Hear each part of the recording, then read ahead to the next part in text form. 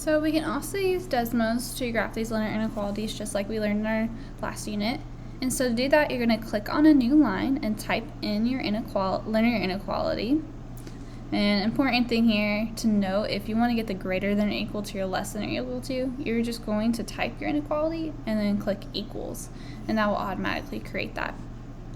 And then you'll repeat step 1 with the second linear inequality, and then it will automatically graph it for you. And then so you're going to be looking for those solutions, which again is going to be all those points in the region shaded by both inequalities, and so it's going to be the overlap.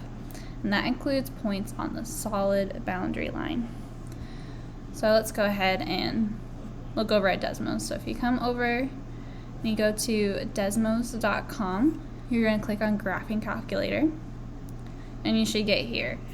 And so let's say I wanted to graph y is greater than or equal to 2x plus 1.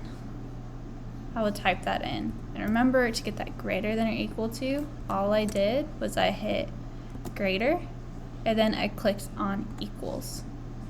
And then it automatically graphs it for you. And then let's say I wanted y is less than 1/2 x plus 7. And now I have my system. And I can move this graph around. If I click and drag, I can see everything. I can also zoom in and out. You can do all of those things.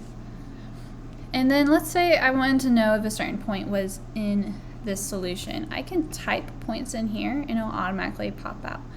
So like for instance, I know that -5,3 is a solution because if I type in -5,3 and I close parentheses, I see it pops up right here. And I can even have it labeled for me. I know that 0, 1, oops, need a comma. 0, 1's a solution, and that's because it's on the boundary line. But remember, this point, for instance, would not be a solution because it's on the dash.